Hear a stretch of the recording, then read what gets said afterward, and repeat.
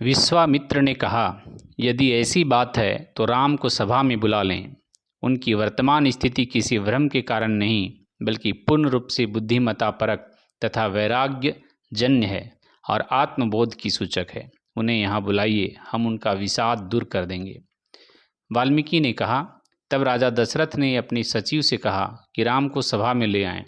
इसी बीच राम भी अपने पिता से मिलने के लिए तैयार हुए। उन्होंने जब दूर से ही पिता और ऋषियों को देखा तो उनका सादर अभिवादन किया।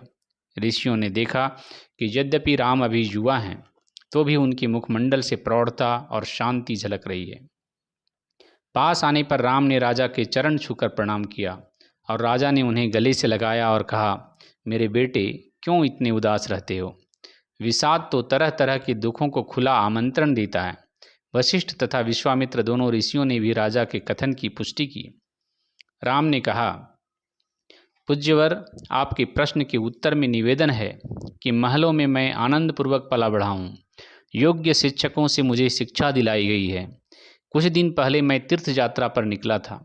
उन दिनों मेरे मन को कुछ विचारों ने जकड़ लिया और सारी आशाओं को मुझसे छीन लिया। मेरे हृदय में यह प्रश्न उठा, आप लोग जिसे सुख कहते हैं, वह क्या संसार के हर क्षण बदलते रहने वाले पदार्थों से प्राप्त किया जा सकता है? सबसे बड़ा दुख तो यह है कि हर प्राणी इस संसार में जन्म लेता है और मरता है और जन्म लेता है। हर क्षण बदलने वाली ये परिस्थितियां ही दुखों और पापों का मूल है। मुझे इनमें कुछ सार नहीं दिखाई देता।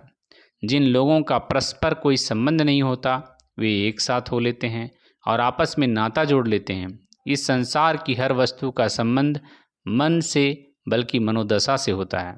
ध्यान से देखें तो मन भी असत प्रतीत होता है, परंतु हम उसी पर मुग्ध हैं।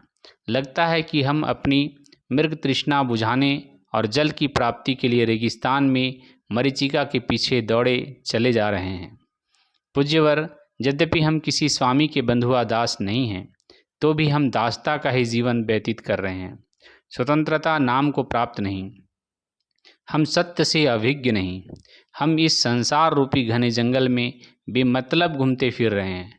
यह संसार क्या है जो आता है, बढ़ता है और फिर छिजता है? यह दुख कैसे दूर हो? मेरा हृदय यह सोचकर अत्यंत व्यथित रहता है। अपने मित्रों की भावनाओं के प्रति आदर होने के कारण मैं रोता भी नहीं।